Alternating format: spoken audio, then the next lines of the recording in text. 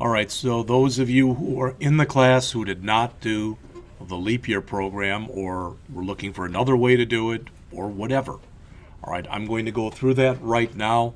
One of the things that was put in the folder for today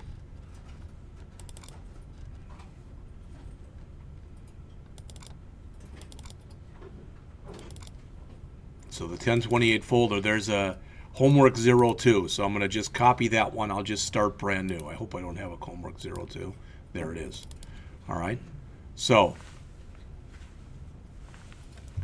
we're going to talk about, oh, that's the wrong one, I'm sorry. We want leap year. That was from the other day, not from that's next week's. There it is, leap year. All right, so I'm going to copy that folder, copy it here. There it is. So there's 3 files in it. A simple CSS file, a JavaScript file with just the comments, and an HTML file with just the comments.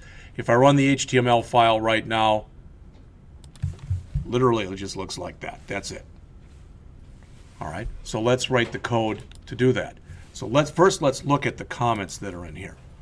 All right, a leap year is a year that contains 366 days as opposed to 365. So there's a February 29th on leap year. All right, so technically the person gets it at most every 4 years. There was a kid in the cul-de-sac where I live right now. He's now studying to be a dentist at Marquette, but he was born on leap year. So my kids would always make fun of him, because when they turned 20, he turned 5 or whatever, that kind of an idea. All right, leap years do occur every 4 years, but there's an exception. As it says, if the year is divisible by 100, it must also be divisible by 400. So in other words, 2100 will not be a leap year because 2100 is divisible by 100 but not by 400. 2200 won't be a leap year for the same reason. 2300 won't be a leap year for the same reason. 2400 will be a leap year. Not to burst anyone's bubble, but none of us in this room will probably be around in 385 years. All right, so it probably won't matter to us that much one way or the other. So what we were told to do here is to write a JavaScript program that allows the user to input a value between 1 and 1 million, and I made those constants, and then print out whether or not the number is a leap year. Don't allow any non-numeric input, and do not allow any negative input. So I'm going to hit enter a few times and open up some area. So the first thing I want to do here is let's declare our main. I think I just did everything inside of main. All right, so I'm going to declare my constants with the word const, and I had min year, which I set equal to 1, and I said that was the minimum year to input, and I had max year, and that was equal to 1 million. And again, that is the maximum year to input. All right, then I had my program variables. Now, just so you know this, just so you've heard this, a constant literally is a variable. But it's a special kind of variable in that its value typically cannot change. All right? So I've got a variable here called year. That's going to be the inputted year. I'm going to have another variable that I'm going to, literally, it's going to be called is leap year. Now, notice on here I'm saying, and I might as well set this equal to 0. That's fine. Equal to 0. Anybody remember if I come in here and I say is leap year and I say equal false, what kind of variable is that? What's that? Boolean. All right. And I'm going to assume that the year that I'm talking about, I'm going to assume it's not a leap year. So I'm just setting it to false. So I just call this leap year or not flag. All right. Sometimes people actually put the word flag in there. So, and I'm going to have my variable so I can do the program again. My variable again, then I'm going to set that equal to y.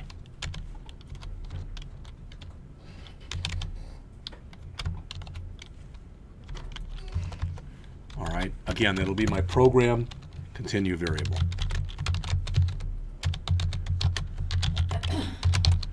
Any questions on any of that stuff? Does that make sense to everybody? What the variables are, what they're used for, etc.? All right. So I put the whole thing inside of a loop. And I'm also going to have another loop inside of this loop. Okay? So I'm going to say while, again, equal y, which means as long as that input variable is equal to yes, I'm going to keep going. Okay? So I'm going to say input the year. So year equals parse int, parse int prompt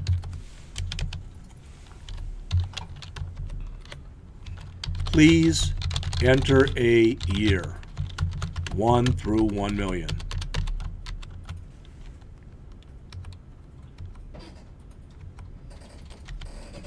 All right, and I'll give it a default value too. That's fine. We'll put the current year in there for a default value. That's got to be in double quotes, sorry, or single quotes.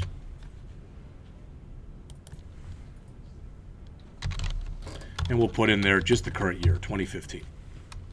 Okay? All right. What's the problem with that? Yes? You have a colon in it? The 2 dots? Does that have to? Oh, no. But I could, yeah. But what's the problem? Isn't it possible the person's going to leave it blank or put in something non-numeric or whatever? All right. So I put another while. I put a while loop here. So I just put a comment here that said, validate the year. Again, let me hit enter a few times and move this up a ways. Okay. All right.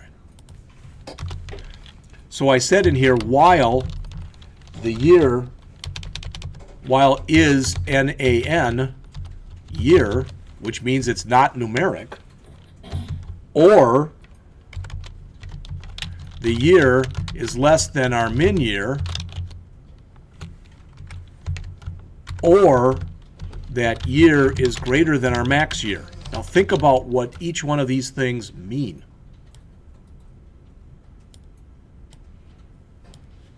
Okay, so there's my beginning point there. Okay, good. I'm doing input validation here, and that should be a big N. So this is saying if either the input I make is not numeric, or it's less than 1, or it's greater than 1 million. Those we've identified as being bad conditions. Does that make sense? All right. So all I'm going to do is just repeat this. I'm going to have them input the year again. That's it. So I can be assured when I get to this point right here on line 42, when I get to that point, I have to have a numeric value in there, and that value has to be between 1 and 1 million. All right? Now, if I've got, let's assume for a second that instead of allowing you to put in 1 to 1 million, let's say I only allowed you to put in the years between 1 and 100. Everybody cool with that?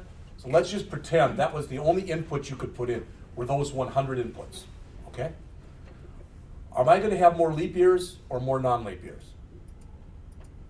It's not a trick question. Am I going to have more leap years between 1 and 100 or more non-leap years? More non-leap years. All right, because, so what's going to be my leap years? 4, 8, 12, 16, I'm not going to keep going, up to 100, right?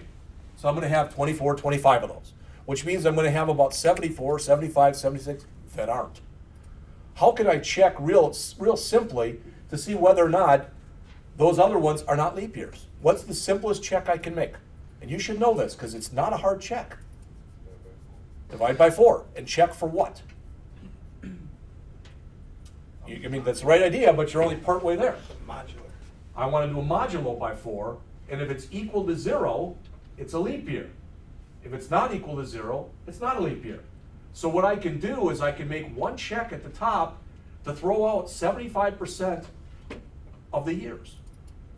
All right, and it's actually more than that because, again, as I get up to 1 million, remember, like I said, 2100 is not, 2200 is not, 2300 is not, 2400 is, type of an idea. So I want to come in here and I want to figure out the leap year status.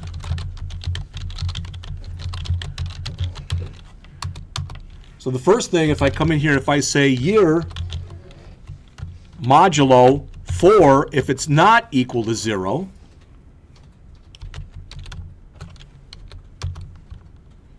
I know it's not a leap year. Like I said, what I've just done right there is I've knocked out over 75% of my possible values. All right, so what do I do here? How am I showing that it's not a leap year? Give you a hint. It's up in my variables. Is leap year equal false?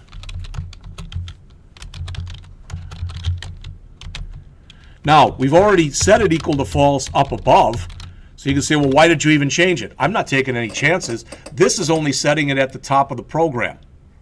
I want to make sure that anytime you divide it by 4 and it's not equal to 0, the remainder, I want to make sure it's always set to leap year equal to false. I want to do it like that. All right. So I can't now just say else is leap, whoops. I can't just say else is leap year equal true. I can't do that because we've got our other error conditions. All right. Remember, if it's divisible by 100, it must also be divisible by 400. All right. So I put an else in here that looked like this. I said else if year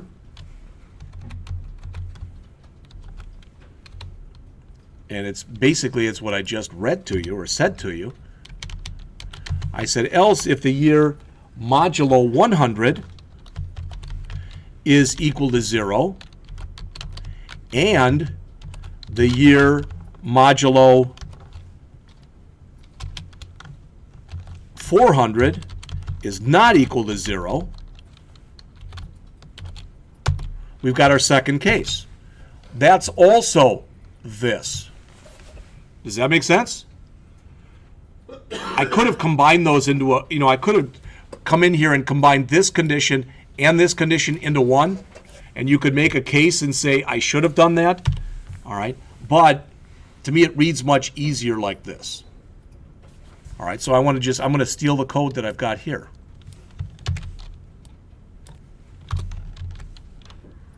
All right. Well, if this check failed, we know it's divisible by 4. If this check failed, it's not only divisible by 4, but if it's divisible by 100, it's also divisible by 400. So what's my else? What's left?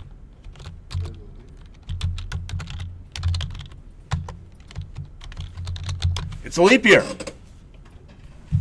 So that's everything. So now all I have to do is print out the status and then ask the person if they want to run the program again.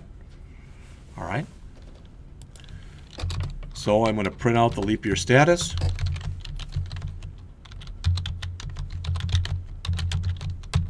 Again, there's different ways that this could be done if I wanted to. I just said if is leap year.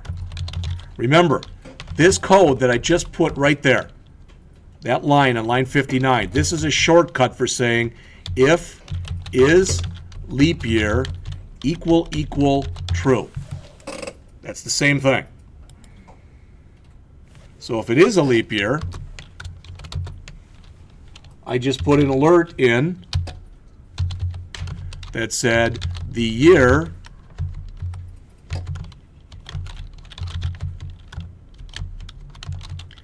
is a leap year.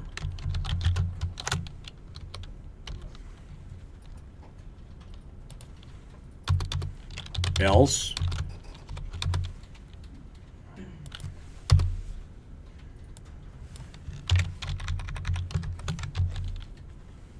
that year is not a leap year. All right? And then finally, there's 2 more lines of code and the program's done. Again, equals prompt. Do you want to run the program again? And again, we will default it to yes. Wouldn't matter if we did it to no. Either way, we could default it to something else. And then I set again equal to again dot charat. Just take the first character and convert it to uppercase. And that should be it. Now I'll come back to this, but let's save it and run it, see if indeed it works. All right, 2015. 2015 is not a leap year. Well, that's correct. Do I want to do it again? Yes. Let's try next year. That is a leap year. That's correct. All right.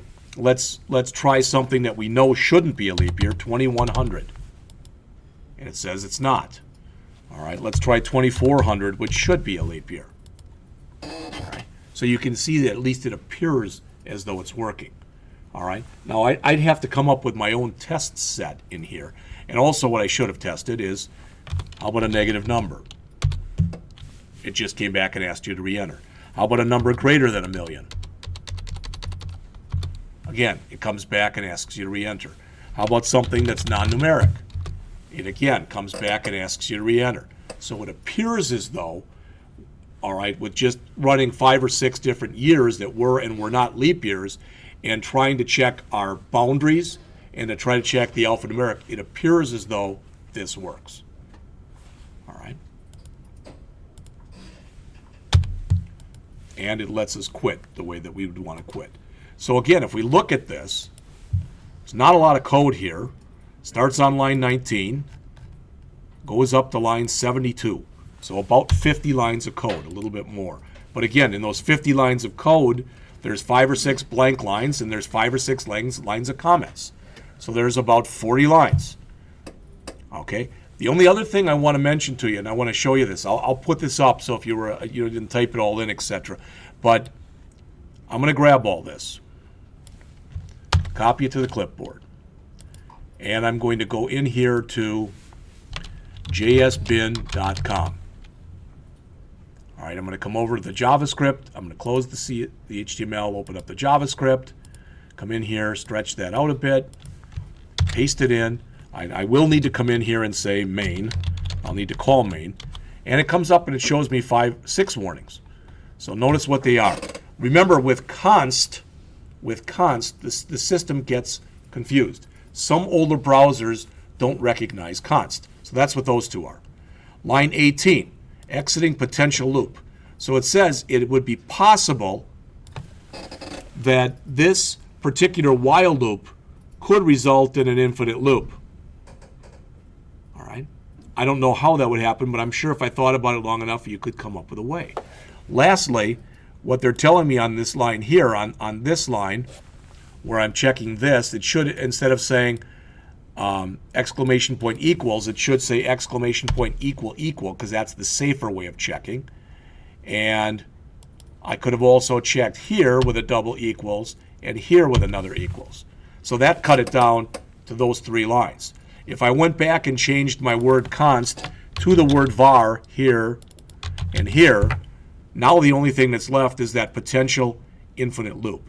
And this / no protect, what that basically is doing is it's sending a message to the JavaScript interpreter that says, hey, I know that it's possible this could be an infinite loop, but it's not going to happen.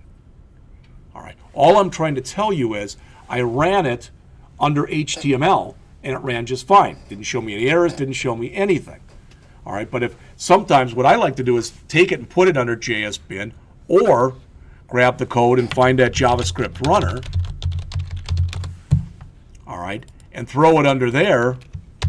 And again, I have to put main in here, because sometimes they will find mistakes that you won't find in other ways. All right. So what I'm saying is I'm not telling you that you should not use JSBin or JavaScript Runner, but after you have them tested in there and you're happy with the results, you should come in and create a JS file, an HTML file, and a CSS file. Then you are creating unobtrusive JavaScript. All right?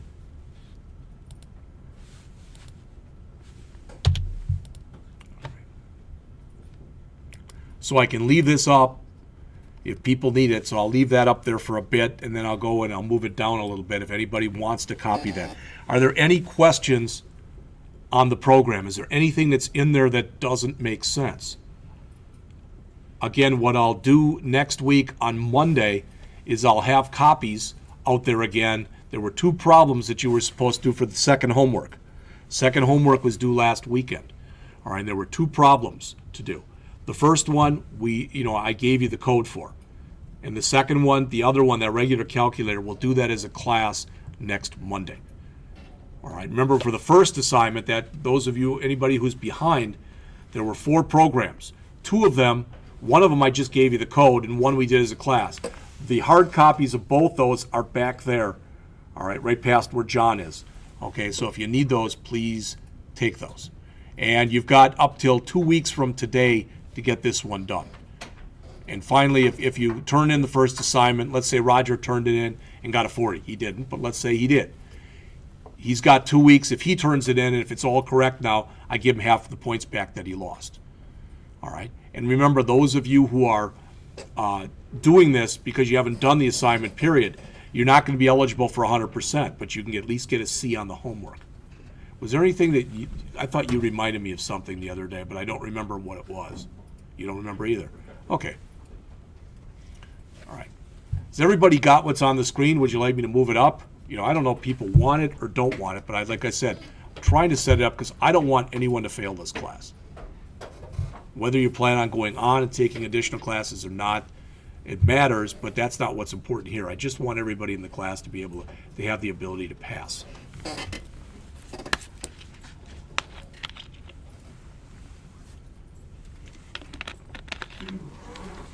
So I'm going to stop taping right now, so this will disappear for about 30 seconds, and